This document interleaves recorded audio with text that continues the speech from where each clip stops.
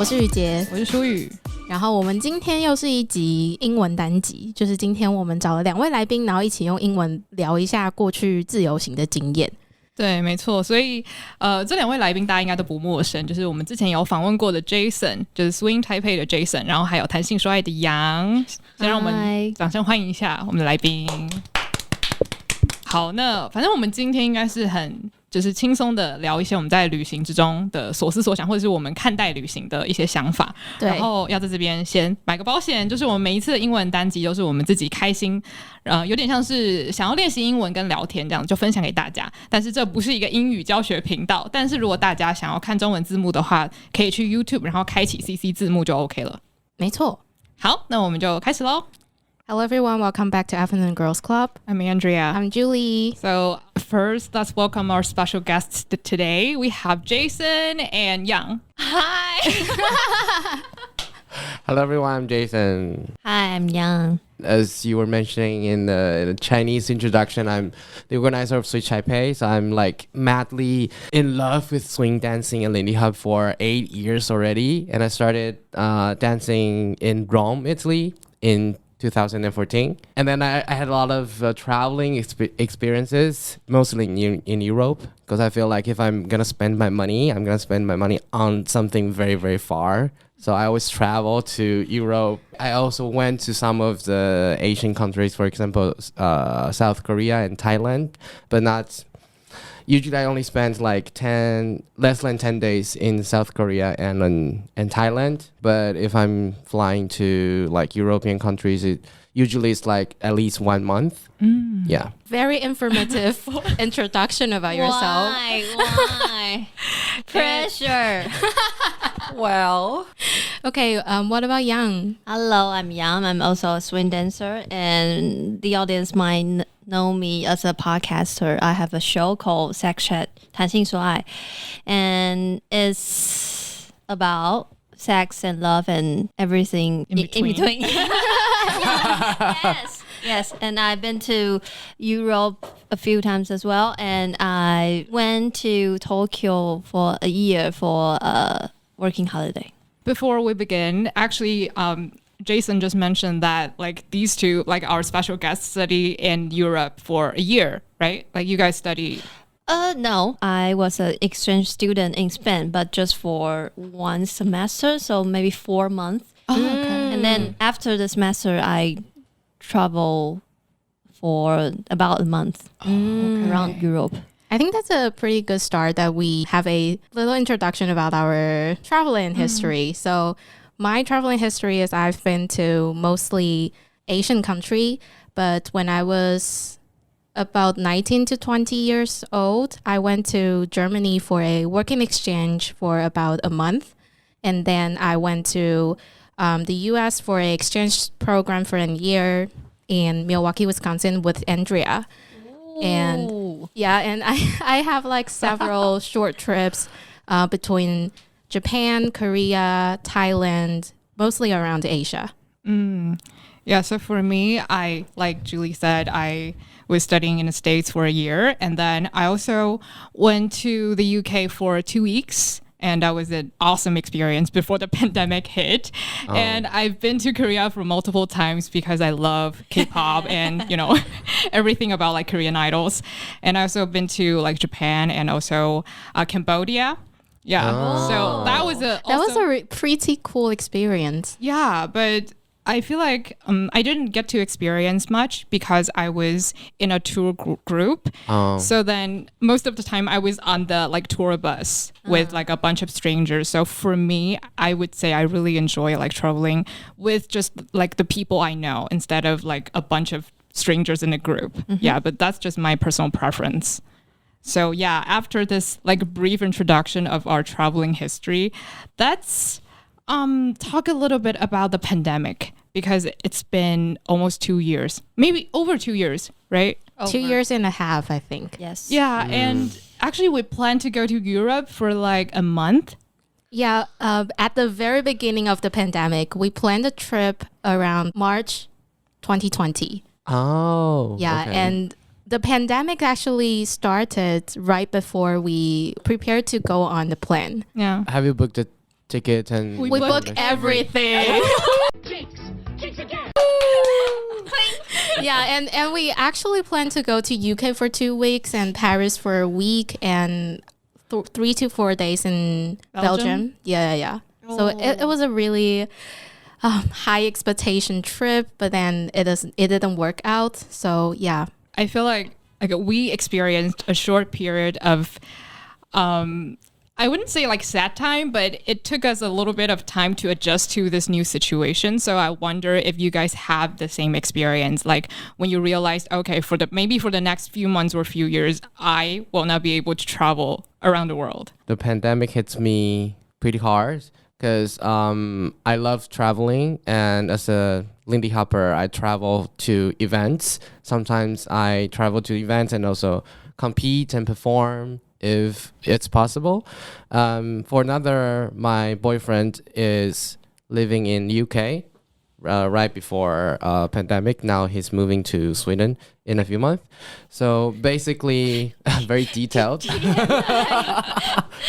So basically travel also means like this is the only way that we can see each other. So I need to travel. So traveling becomes a little bit necessity in my life. Actually I like it because I love traveling and I like to see different cultures and everything. So when the pandemic hits, I'm like, okay, so basically I cannot see my boyfriend and I cannot travel to dance at all. So it was horrible. But at the beginning of the pandemic, the horrible thing is just not you cannot travel, is not knowing when you can start to travel again. Because this uncertainty, it really, like, it causes a lot of discussion. Sometimes it became fight in between both of us.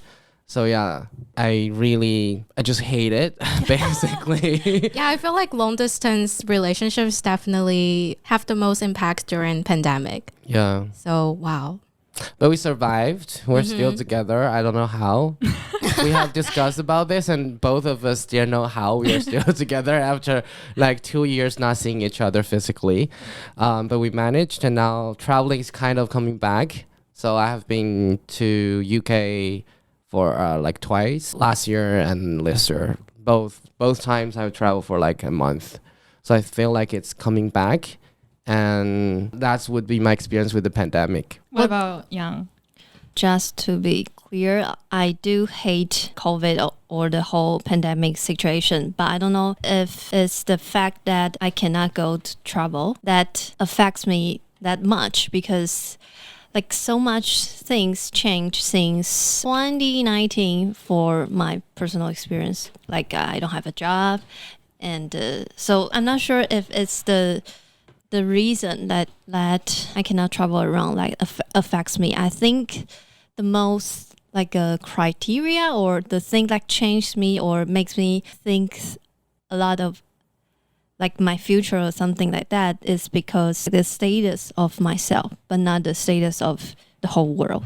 I totally agree with you, because for me, traveling is not my priority. Like I can survive without traveling around the world like constantly, but I feel like something that affected me a lot was the expectation that we got to maybe do some special podcast episodes in the UK. Like that was very huge, like for me personally. So I was very down when I realized, okay, so it's not likely for me to go to Jen Austen's house and maybe do a special episode. But that was actually something very small. But I feel like for everyone, maybe it's not necessarily about not being able to travel around the world. Maybe it's because you don't have the freedom to decide what you want to do with your life, because there are so many limitations, whether it's to go to a theater or, just to see your friends. So yeah. Do you have anything to add? I think what really affects me during pandemic, then knowing that we couldn't travel as we will, is that I have a couple friends around the world, and I really wish that I could visit them during like these 5 years, like around after I graduate university. I'm really looking forward to it. So I was actually thinking like, oh, maybe I could go to visit them around the world, maybe twice a year or maybe just once a year. So I have that kind of plan in my head for about 2 to 3 years, and finally I had some money that I could actually achieve that goal. But then pandemic hit, and everything that you planned before, you wish to happen before, it's like become very impossible. So I was actually really curious about the experience of traveling during pandemic. So what was the experience? So I traveled twice before I started with my own experience. A lot of people are like asking me and saying that, oh, like I'm so jealous that you can do this. But to me, I always responded with this. So it's a matter of your choice. Like if you have time, usually I have time, but I don't have money. So I have to save enough money to travel, but I have time. So if you have money, that means you just need to, adjust your time and then you can travel. So it's not like, to me, it's not something that I would be jealous of.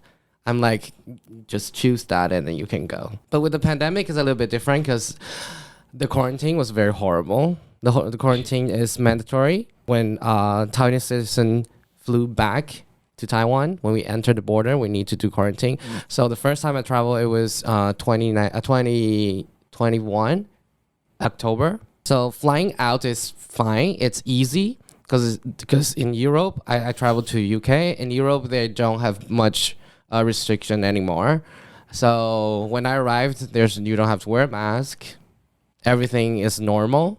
I don't know, like no one seems to have COVID ever.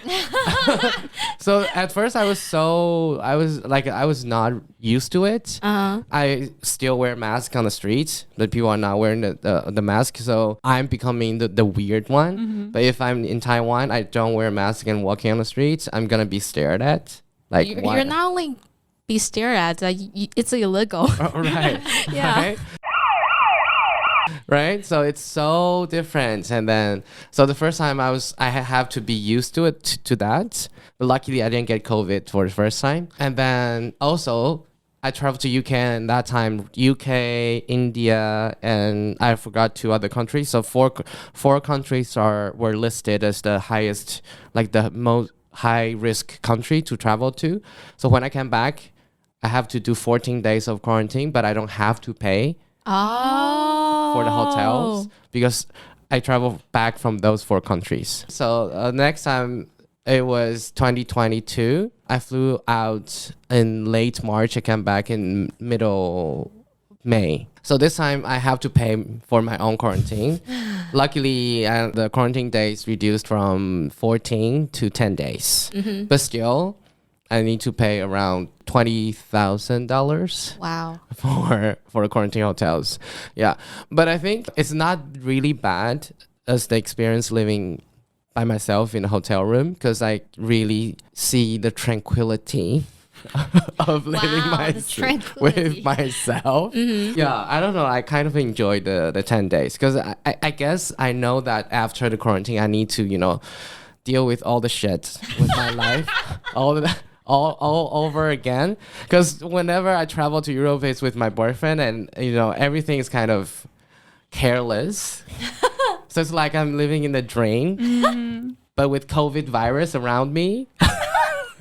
But when I come back, I have the last 10 days of quarantine, which is the last moment that I can enjoy myself with. The last piece you have. Yeah, and then when I get out, it's like, family issue, work issue, the community issue. And COVID in Taiwan. Oh, yeah, and then COVID. Right, when I came back, I was like, the cases are rising.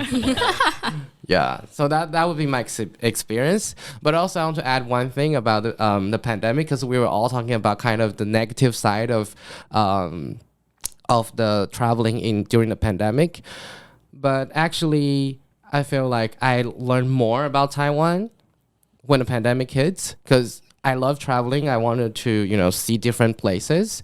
So I actually spent more time traveling to the south or the east part of Taiwan rather than before. Because before, if I have saved money, I would spend on the tickets and then I just flew out. But during the pandemic, I have the options, or I have the more willingness to go to, for example, Tainan, Kaohsiung, or Taidong, Hualien, some other places in Taiwan. So I would say that's the positive side of the pandemic. actually one thing he mentioned I think would really resonate with you, because you said that you had this goal of visiting your friends before the pandemic hit, right? And I feel like a lot of times for people, traveling is kind of a chance for you to set aside time for you to reset or to have some me time. So without traveling, I feel like people have to work extra hard to, you know, remind themselves to be like conscious all the time. Like, I'm overworking, so I need to like have some alone time. But, you know, when you have the chance to travel, it's kind of an easy way, although you have to spend a lot of money, but it's easy to just, okay, I'm on this like 5-day trip, so no one's going to disturb me no matter what. But now, because we travel less, we have to be very like specific about what time we want to have to ourselves and to rest or relax a bit. Like, do you think that's something that's very important to you?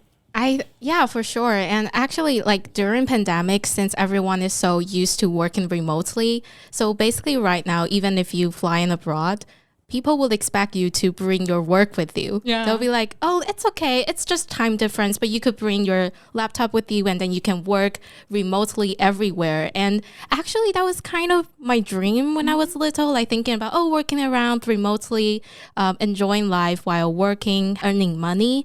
But then after the pandemic, I don't think that's a really good living style.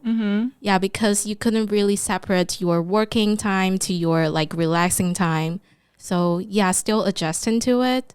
But I think it's a pretty interesting trend for like after pandemic. And what about Yang? Like, have you ever dreamed of working remotely while traveling around the world? Do you think that's something that you would want to do in the future? Yes, but I want to say another thing about what Andrea just said, because, you know, people always say to travel is, you know, you can have a time to relax, to learn more about yourself or to step out the comfort zone. But due to the pandemic, we cannot go out. So we need to find other ways to, you know, to step out the comfort zone. So that me realized that, oh, how much do I need connection with people, especially on the time, I don't know how to say it, like Sanji. Like a level 3 epidemic alert. Oh, thank you for the translation. Yeah, especially at that time, because I'm quite an introvert person. I do need some level of connection. I need to go out, but maybe I don't need traveling, but I need, you know, like the human connection. Yeah.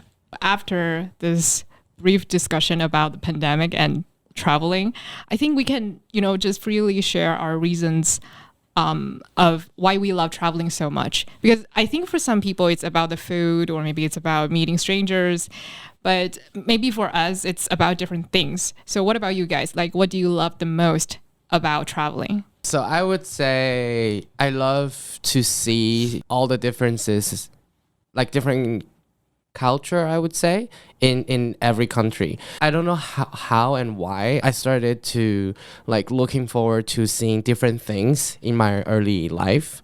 So at first I was like, oh, I'm gonna be in the United States one day because I was learning English. So like the foreign country, the only foreign country in my head, it was the United States, and that's how they culturally colonized us, by the way. So true. So true, right? And then I think I started to learn Spanish in high school. So I was like, oh, there are so many different things there, you know, South America, Spain, and then all the European countries. And then I think at first I was just like, I want to see something different. But when I truly experienced and truly living in another country, I feel like it's a way to, again, like this word is, it's kind of exaggerated, but you see tranquility of like, I think traveling by myself really gives me time to talk to myself. Like, I would say this is the first thing I like about traveling. Wow. So it's like you travel for finding yourself or knowing yourself better. You talk to yourself all the time. I'm traveling Not all the only time. traveling. No, as in, like, you have to plan everything by yourself, and then you have to solve everything by yourself, and then there's, like, you need to do something on your own, which may not be the thing that I was used to before studying in Rome. for 6 months in 2014. So I have to sort everything out, even though I know someone could help me, like back in Taiwan, my friend, my family. But when I was there, I need to do everything by myself, and then traveling by myself. And then, yeah. So, and then I think that's the time I see who I am. And then when I was traveling with some other friends during the staying in Italy, I see how I myself interact with others. Because I think in the experiences in Taiwan, I wasn't really me, because I didn't have time to see who I am, or I didn't have time to understand what I want as Jason myself. I'm like, oh, I'm a student in the university, and this person is my friend. So we are in connection, we are students, we are classmates. But when I travel, it was me and the other person. So I think the identity kind of changes, and how I see myself also changes during the time I started to plan traveling by myself. And during the trip, it was horrible. That trip was horrible. Yeah, because basically this friend, we were quite close. Are you spelling a T right now? Kind of. Okay. Okay. No, so I didn't expect that she was such a like princess type. Oh, okay. During the trip, it was me, and she, like herself. So we are seeing how our personality interact with ourselves. And yeah, and then that's the time you see, oh, so this person is like this, and I'm like this. I'm not used to this. I don't like this, and like this. And she likes this. She doesn't like this. Sometimes it meets. Sometimes it doesn't meet. So you will have some fight, and then you have to solve that because it's your company. Yeah, so I would say it's this. Like, this is what travel means to me. What I find really interesting is that since you come from a relatively collective culture, so when you enter to a more individual culture, that you find out that maybe it's totally okay for you to be independent. Yeah, I would say so. But I think that was a little bit, like, I had a little bit awkward moments when the two cultures kind of interact. So when I was in Taiwan, I feel like I'm more a individualism person. And when I travel to Europe, comparing to them, I'm more like a collective person. Oh. So I'm kind of in the middle. You're like in between? Yeah, okay. I'm like in between. But I'm totally fine with traveling by myself because I'm also kind of introvert. It may not show, but I'm also I'm an introvert person. I am, yeah. Yeah, so I would say there would be awkward moments that I have to really figure out which side I belong to. But now I feel like I'm just being myself, so it's just fine. As long as I'm happy, I'm traveling, I see something that I like, and then that's it. That's a really great living style. And also because I walk very slowly. TMI. That's how I get away from a lot of, tourist tricks or the thieves. They thought you're local. Yeah. Oh, that's so true, though. That's a huge tip. But Yeah. I thought you have to walk like faster when you're in Paris or something. Oh, that's why I didn't go to Paris and London and Berlin, those big cities when I first traveled. Okay, so differentiate from places. Yeah, like when I was in Rome, I feel like home because people there are like living at your same pace. Yeah, but when you see tourists, usually they walk faster. Mm-hmm. Okay, what about Yang? So again, I don't know if I love traveling or not, because back in the days, I had a 9-to-5 job. The purpose to travel is, to escape the routine, to relax. But now, because of the pandemic and my personal status, like the unemployment thing, so it may make things that what do I need and how can I get that, like the tranquility.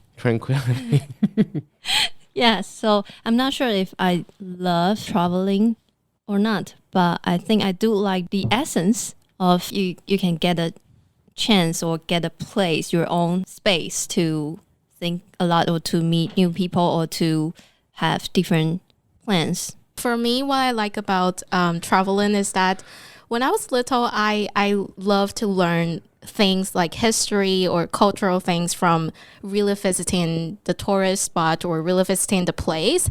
So every time that we went on like a package tour with a lot of people, I'm always that kind of person would be in front of everyone and listen very closely to what the guide's gonna say. And I'll be like remembering it and try to share to as many people as possible in my own way. So I think it's a really fun way to learn different places, cultural or history.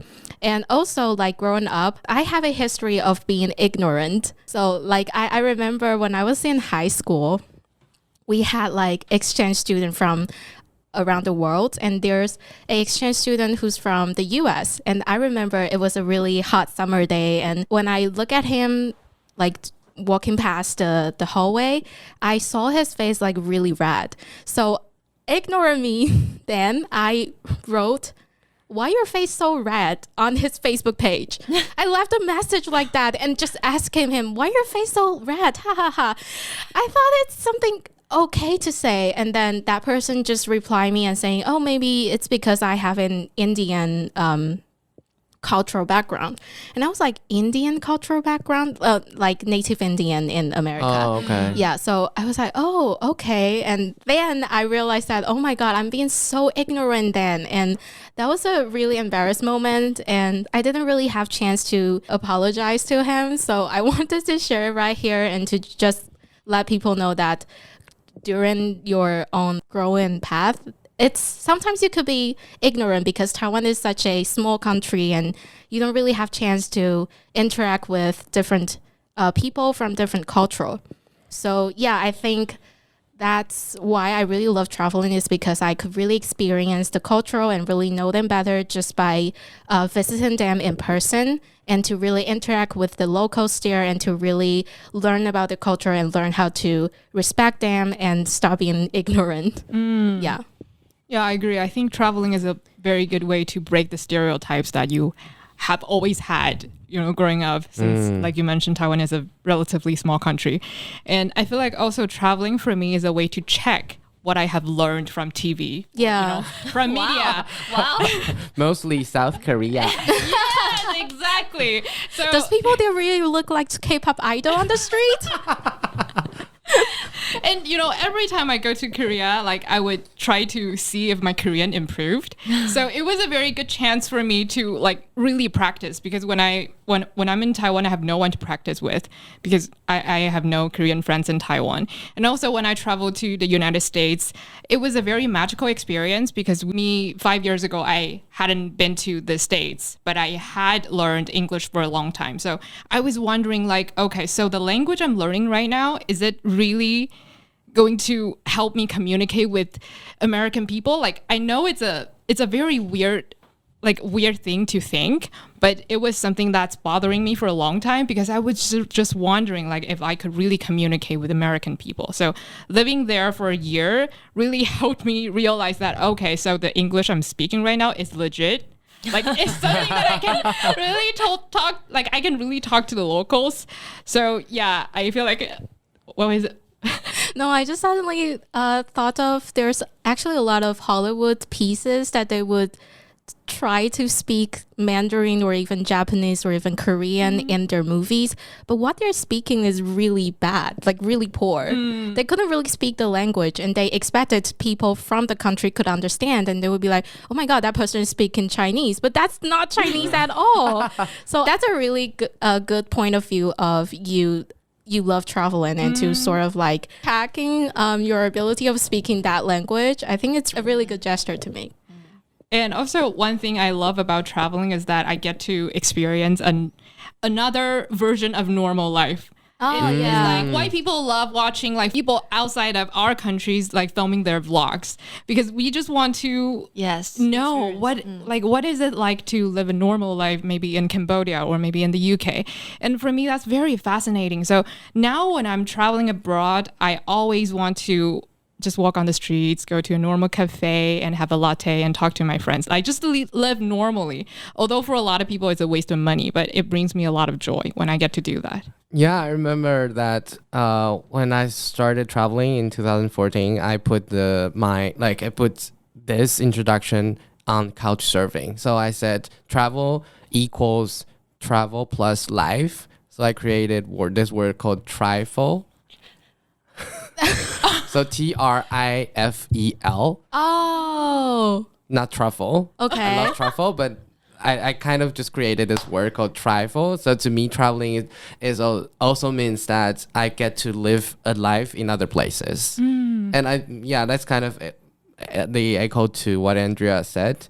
And I really like just walk on the streets. Like in Taiwan, I never do this. I drive scooter everywhere, even to like 7-Eleven next to my flat. But when I went abroad, I'm like, I can walk for 30 minutes with like 1 kilo of my backpack. Wow. I think the most crazy experience of walking, it was in here. Where is it? In Crete. The biggest island in Greece. In Greece. Oh. 克里特岛. Oh. So I flew from Italy to Crete, and I booked a hostel close to the beach. I'm like, this is good. Sun, beach, and handsome guy. Yes. And then I didn't realize that the bus didn't take me from the airport to the beach. The bus took me from the airport to the city center. And I'm like, I'm not going to spend another ticket. I'm so poor. So I walked like an hour with my more than 1 kilo backpack. Oh my God. And it was summer. Like it was June. Wow. And it was like, I don't know, 30 something degree.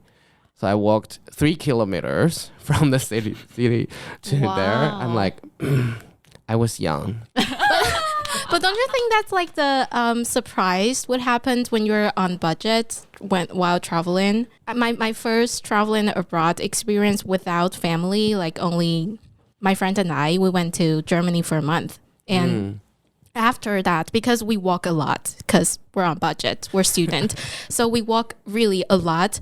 And then after that experience, when I came back to Taiwan, I have a change of my mindset. Like, I feel like if I could walk that long distance when I was in another country, why couldn't I walk as much when I was in my own country, and I could like travel and just like visit even more thing, and to just change your perspective of being a locals to a tourist could really change your everyday mood when you're like having a sort of routine daily life. Exactly. But I'm totally the opposite.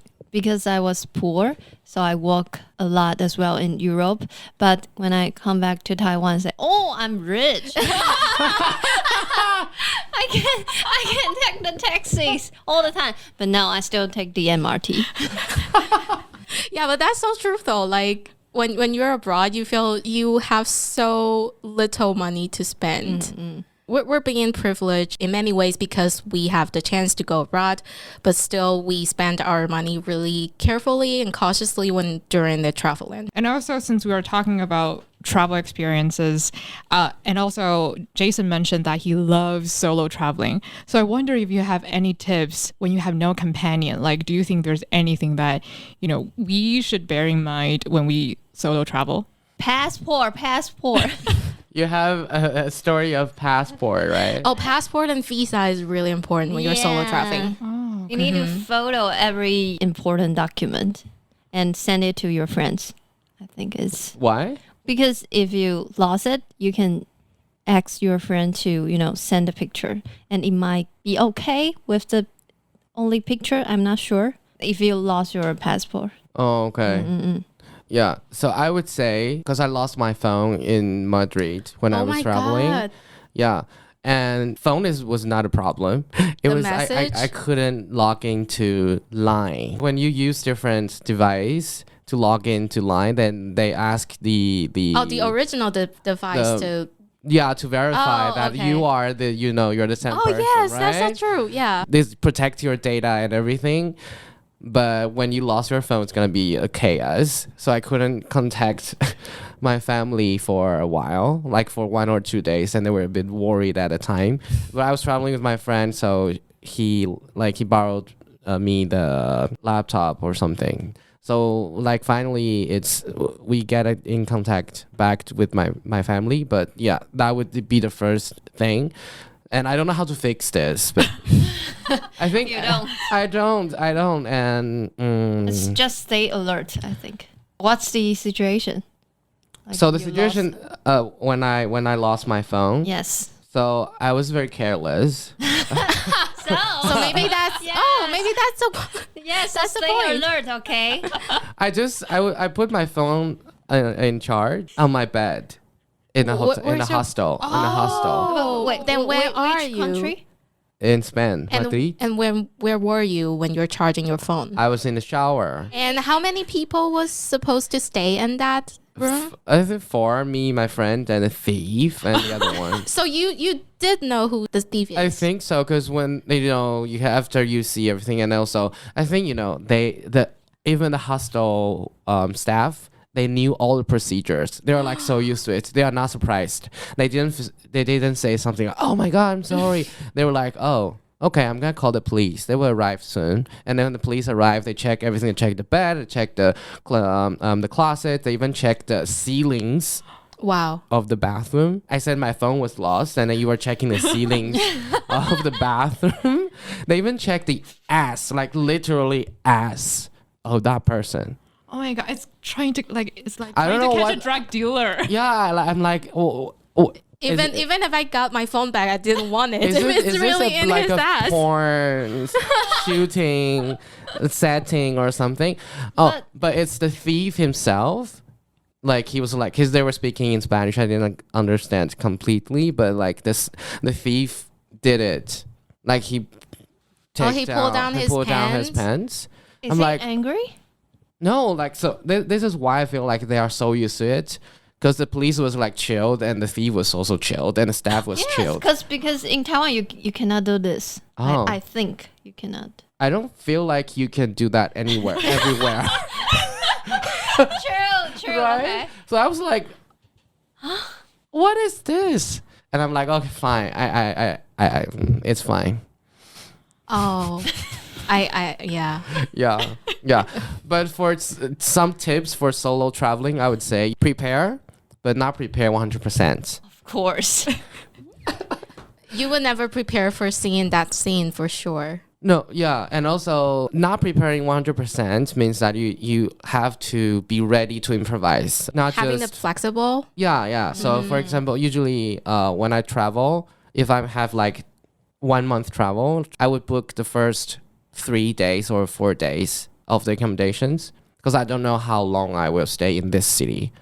If I stay 3 days and I'm like, oh my God, I love this place, I have so many places to visit, then I could book longer. But if you fix everything, you booked for 3 days and you booked the accommodation right after on the 4th day, and then you have to leave, and it's gonna be like, oh no, like it's like what a pity. I want to stay longer. So I would say is prepare, but not 100%. So you can improvise on what you want to do. And also, I don't usually read articles. I really like to experience by myself. So I kind of develop a way that when I arrive in a city, I would usually go to those souvenir shop, but I'm not buying anything.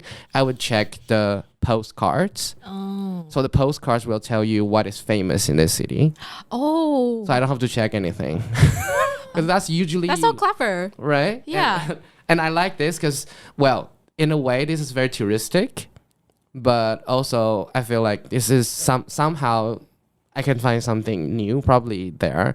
Yeah. So this is my kind of the travel trick. Okay, what about Yang? Do you have any tips for solo traveling? Since you have an experience of solo traveling in Yes. Europe, right? Yes, but I think compared to Jason, I might have a little more fixed itinerary because like I book every Transportation? transportation first. I know how many days I will stay in that city. But I think my tips is that I will prioritize my preference. Unlike you, I will browse a lot of articles and I will write down all the touristy place that I want to go to, but I will prioritize them, like the first 3 places I want to go, and the rest is okay if I miss that, and I can come back here maybe next time. Yeah, that's my tips. I think that's a really good mindset, because the first time I went to Germany, and I have that mindset thinking like, oh, I will never come to this country again, and this is my only chance to visit the country. So I have my literally like really full scheduling, and everything was sort of a chaos like during transition from cities to cities, and it was really tiring. After that journey, I started to change my mindset to like, it's okay to miss some tourist spots or to miss some special events, because eventually some days you're gonna visit this city again if you think that's so like an awesome city. So yeah, I think that's a really good tips. Yeah. What about Andrea? I think being flexible is definitely something that I would do if I can go on like solo trips. And also I think maybe not have that many expectations before you go on any trips. I think whether it's solo traveling or maybe you're traveling with friends, I think not expecting anything would bring you more surprises and joy. And yeah, I just really enjoy like walking down the streets in a foreign country and just like have the feeling of freedom instead of having this pressure like, okay, I need to accomplish these things. But maybe it's a privilege because I know maybe in the future I have the chance to travel abroad again. True. But I think that the point of traveling is to have like positive feelings instead of like pressuring yourself like, okay, I need to have this specific pictures to post on Instagram because, you know, 1 million people are already doing the exact same thing. So why bother, you know? That's such a modern issue though. Yeah. Like people from the past, they would not think of that. Or maybe they would.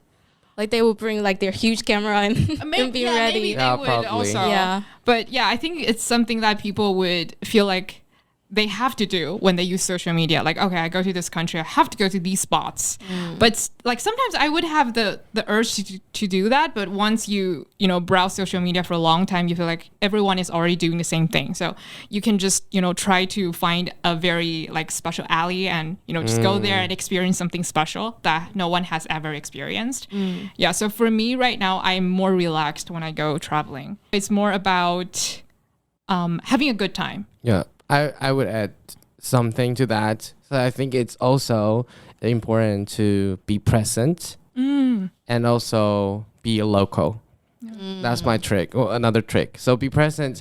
Like one example would be that. So I was in Amsterdam. This was kind of my first date with my current boyfriend, and we were organizing a trip. We are trying to travel. We said, oh, let's go to the mountain in Netherlands. And as you know, like they created their own land. So basically they don't have mountains. Oh, okay. So, and Amsterdam is really close to the sea. So the only mountain that they have in Netherlands is quite close to the border next to Belgium and Germany.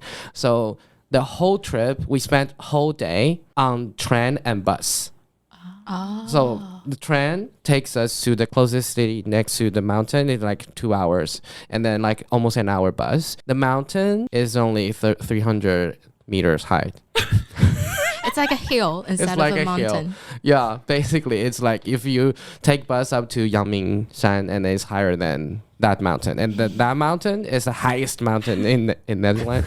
So usually if you feel like we are going on a trip and you have, what Andrea said, you have the expectations of what travel should be like, then this is a very bad travel. Because you spend half of the time or more, half of the time on the transportation. But we were having a lot of fun on the transportation. It's like we have time to be present, and also, we are getting time to know each other.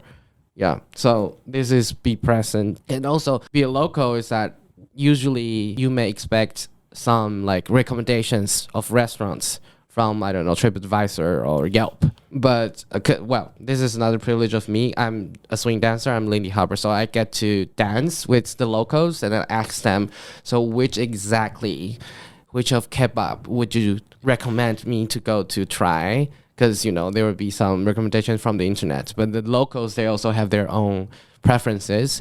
And they may not be the best one, but you get to know why they like it. And it's like a conversation. And also you get to know kind of their life and why they choose this. And it's like travel is another way of living. So why not talk to a local and then you get something from them. Even sometimes when I travel alone, I haven't done that for a while. I remember I was in Portugal and then I was eating in a restaurant and then I saw that there's a super nice and delicious shrimp dish, but I don't know the name of the dish. And then I just asked the person next table and I said, what did you order? They were like, oh, this is something gambas, blah, blah, blah, blah, blah. And I'm like, I'm going to get that. And I think this is also the surprise. And also, you really put yourself there and then you are interact with the surroundings, the people, the cities. Yeah. Okay, we talked about solo traveling, and I also prepared a question for travel companion, but I'm afraid that we are going to talk some negative things about our friends. So why don't we talk about, what do we look? I want to share good things about Jason. Oh, really? What about you do travel? Awesome. Did we travel together? Not abroad, but we went to Hsinchu. Hsinchu. Yeah. I think that's one of my best trips in recent years. Really? That's so nice. Is that the only trip that you did? No. So what qualities does Jason have that, made you so fascinated by traveling during with during the trip? Jason? Like I say, he always stay present and that having fun all the time. I mean, that's a great example of people really matters when you're traveling. Oh. Yes, because I think every time I went to different places, we tends to do things that we want, only solely from our own opinion. But when you traveling with people, you have to negotiate with them and to choose between from either you're sacrificing or they're sacrificing about what their preference is. So it's really important that to have a travel companion who is willing to discuss instead of just turn down everything you said. Oh, and really important thing is that it's okay to be upset, but it's really important to communicate when you're having different emotions during traveling. Yeah.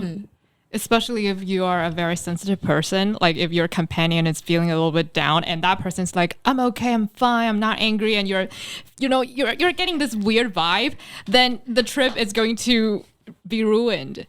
Yes. So I think going on trips with friends that you know very well, I think it's a absolutely must. I feel like it's really important to find someone that you could say you're not okay. I think another good trait of Jason is that he is not only willing to try anything new, but also he knows what he wants and he is willing to and able to communicate with me. I would say you're the same. At least I feel like we have no problem with communicating. Yeah, I snore. Well, that's actually pretty important. Yeah, badly is like a orchestra level of this snore. When I plan a trip with someone, the first thing is that I snore, and the second thing is that I would speak about my preferences at first, but I'm letting the other one know that my preferences are like this, but these are discussable, or we can discuss about this. Do you think it's okay that you have your separate plan of the day? For sure. For sure? Yes, for sure. Okay, now I'm confirmed that we could go on a trip together. That's literally the first question that I would ask some people, that if they wanted to organize a travel with me. I'll be like, is it okay if I wanted to go to this place and you didn't want to go, and could I just go there by myself? Is it okay for you? If it's okay, then okay, let's have a trip. Yeah, this is so important. Sometimes I just want to, stay in a cafe because it's too hot. Yes. And if someone was crazy, scheduling kind of person, they'd be like, but we are late. If we stay in the coffee, you can only stay there for 10 minutes. Oh, no. I'm like... Like there's no next time. Yeah. There will be no next time. For sure. So what about you? Do you have any preference? Speaking of having a travel companion?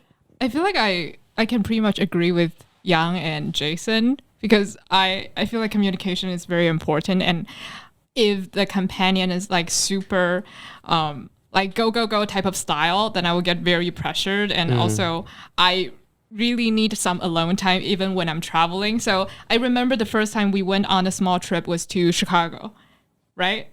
With like 2 other roommates. Oh, yeah. Yeah. And Julie was like, is it that true? And I only knew you for maybe 1 month.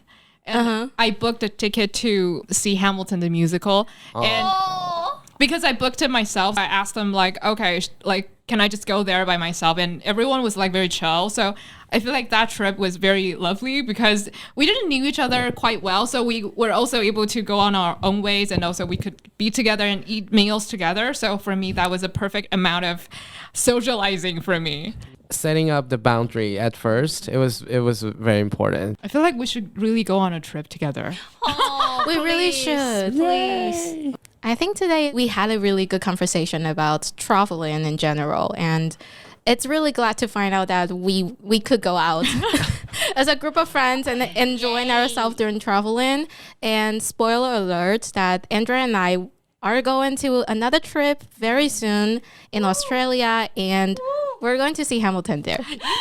Oh, yeah, I'm so excited. Yeah, so we're really excited, and we're definitely sure much more preparing for the trip or even going on a trip. Yeah. So I think it's such a pity that Jason is going abroad soon. Like he's going away for at least 4 years. Yeah. I mean, it's okay because at least now we know that we have a friend in I'm gonna be everywhere. Friends. You'll live in our Norway. hearts, which means everywhere. But are you ready for the Australian accent? I am familiar with it since I watch a lot of MasterChef Australia growing up. So that's why I learned some vocabulary in Australian accents. Ah, okay. Yeah, so I'm really looking forward to verify my Australian accent when I will be there. Yeah. Yeah, I'm very excited as well. This is pretty much the farewell episode. Oh, yeah, that's so Jason, true. right? Oh my god. Well, if you really want me to be the guest again, we can also do like online recording. Yes, for sure. Yeah. Thank you for having me so Thank many you. times. Thank you for having me as well. Okay, so do you guys have anything that you want to say to the audience, or you want to promote your social media account? Go travel, be present, find a local person and talk to that person, no matter it's he, she, or they. Just Literally be there. eat, pray, love. Oh, right. And it's shorter. I'm gonna use that. And follow everything Jason say. Well, if you want to see more interesting stories about anthropology and dance and Lindy Hop and jazz culture, and you can follow Switch Taipei. I believe this account is gonna transform into more informative and maybe more educational, sometimes bullshit content. Switch Taipei. Okay. What about Yang? Where could the audience find you? IG at Section Podcast 3. So if you guys have any topic that you want us to talk about, you can inbox us on Instagram, or you can email us to afternoongirlsclub@gmail.com, or you can just post a story and tag us. Our Instagram account is Afternoon Girls Club. If you have any specific comments that you want to make during the specific moment of this episode, please go on Mixer Box and search Afternoon Girls Club. Yeah, so thank you, Jason and Yang, again for coming here, and we really had a very great time. We will see you next time. Afternoon Girls Club Dismiss. 我嘴唇被蚊子咬，真的肿起来了吗？好性感哦，真的有凸起来耶！天哪，好像有 filler。怎么？这个好大哦，怎么办？会不会很痒？